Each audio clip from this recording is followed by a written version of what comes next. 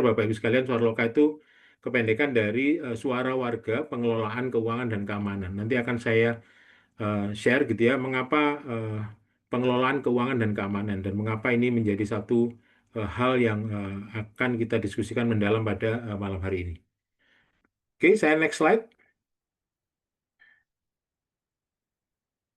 Oke, di next slide saya akan menjelaskan sedikit sebentar saja terkait dengan organisasi. Jadi Bapak Ibu sekalian, Swarloka Swarloka ini mengambil ilustrasi organisasi karena memang rohnya Swarloka ini adalah pengelolaan di organisasi. Jadi kalau kita berbicara organisasi, di sudut kiri bawah itu organisasi itu ya sekumpulan orang yang bekerja sama. Artinya kita berbicara total. Jadi secara lingkungan atau apa namanya ini kelompoknya itu merupakan bagian daripada orang-orang yang memiliki tujuan yang sama atau tujuan tertentu. Jadi Swarloka akan berbicara mengenai hubungan interkorelasi antara individu di dalam organisasi tersebut.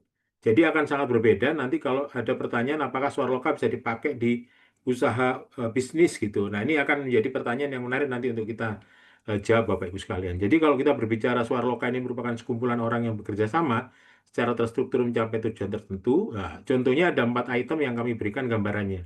Yang pertama adalah lingkungan RT RW, gitu ya, terkait dengan pengurus lingkungan RT RW, paguyuban paguyuban kelompok, pengelola apartemen, atau iuran tertentu terkait rumah kos, gitu ya. Itu merupakan satu kelompok sekumpulan orang yang pengen lingkungannya baik, gitu ya. Jadi semua orang memiliki motif yang sama.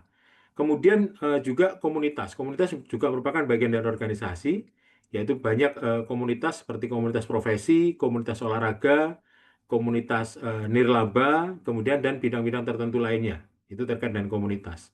Dunia usaha, dunia usaha ada segmentasi yang memiliki sekumpulan yang bekerja sama dan tujuan tertentu.